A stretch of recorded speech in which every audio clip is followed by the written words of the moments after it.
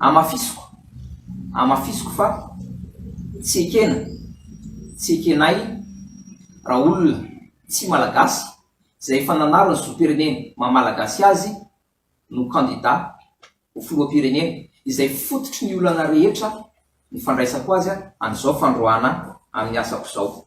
Mangataka ary manamafy amin'ny orinasa zay iasako raha misy profo any amin'izy ireo entina ilazana hoe mety ho tao amin'izany orinasa izany no nivoan'ilay divulgation na information dia asehoiny profo tompoko.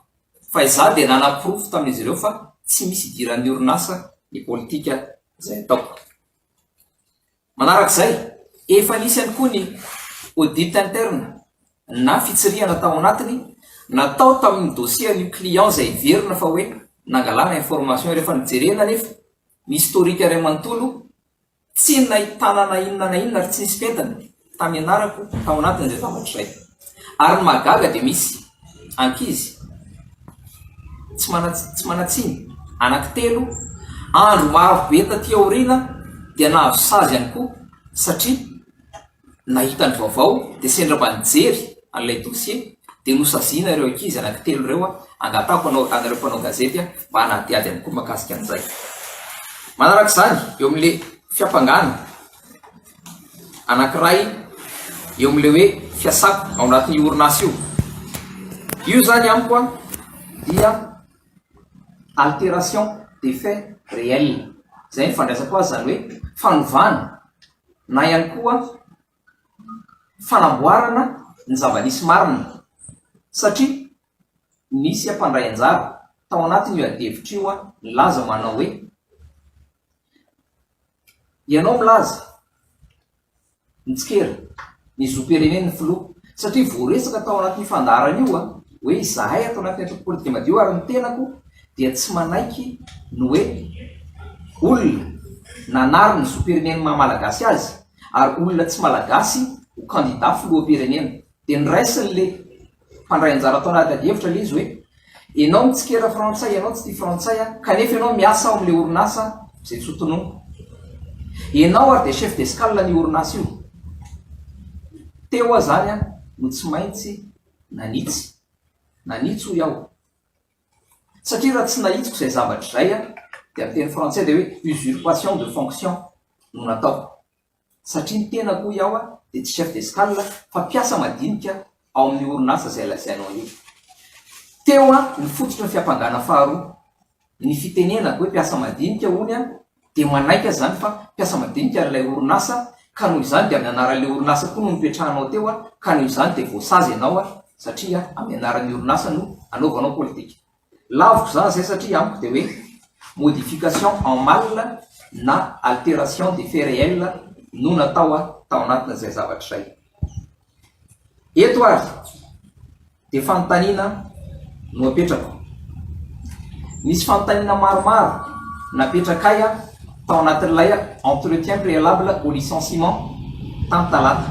Ny voalohany dia mangataka izahay confrontation na fampitoviana ny procès verbal par voie d'huissier amin'ny teny malagasy ary ny traduction assermentée amin'ny teny frantsay zay izahay efa navita fa mangataka izahay mamoa ihany koa ny orinasa zay isako dia atao ilay confrontation. Fanontaniana faharoa zay tsy novaliny zareo ihany koa dia hoe misy ny atao griffe d'accusation aiza ilay fitoriana avy any amin'ny fiadidinan'ny republika. Fiadidinan'ny republika iza ilay nitory iza ilay client fa raha tsy zany dia accusation gratuite na fitoriana tsy mitombona ny andraisana fanapa-kevitra androana ny tenako ao amin'ny orinasa. Fanontaniana fahatelo raha lazaina fa nisy ny divulgation na information ny fanontaniana ny apetrakay dia tsy nisy valiny ihany koa tao anatin'ilay entretien préalable dia ny hoe inona ilay information divulguena na hoe inona ilay tsy ambaratelo navokako tao anatin'izay tsy nisy valiny ary mila profo izay hoe inona ny profo ilazanareo fa tao anatin'ny orinasa no nangalana zany information zay everiny zareo fa divulguena izany. Amaraparana anazy ary tompoko dia ety ampamaranana ny tenako dia tompony raikitra feno tamin'izay zavatra rehetra nolazaiko tao anatin'ny fandaharana ady hevitra tamin'ny fahafolon'ny volana septambra eo. Ary etony koa dia amafisoko fa tsy ekenay raha olona tsy malagasy izay efa nanarony zoam-pirenena maha-malagasy azy no candidat ho filoham-pirenena izay fototry ny olana rehetra ny fandraisako azy an'izao fandroana amin'ny asako izao. Miantso ary ny tenako ankehitriny, miantso ny mpiasa malagasy rehetra na ao anatin'ny syndicat na tsy ao anatin'ny syndicat. Mitodika ihany koa indrindra amin'ireo syndicaliste ao anatin'ny syndicat.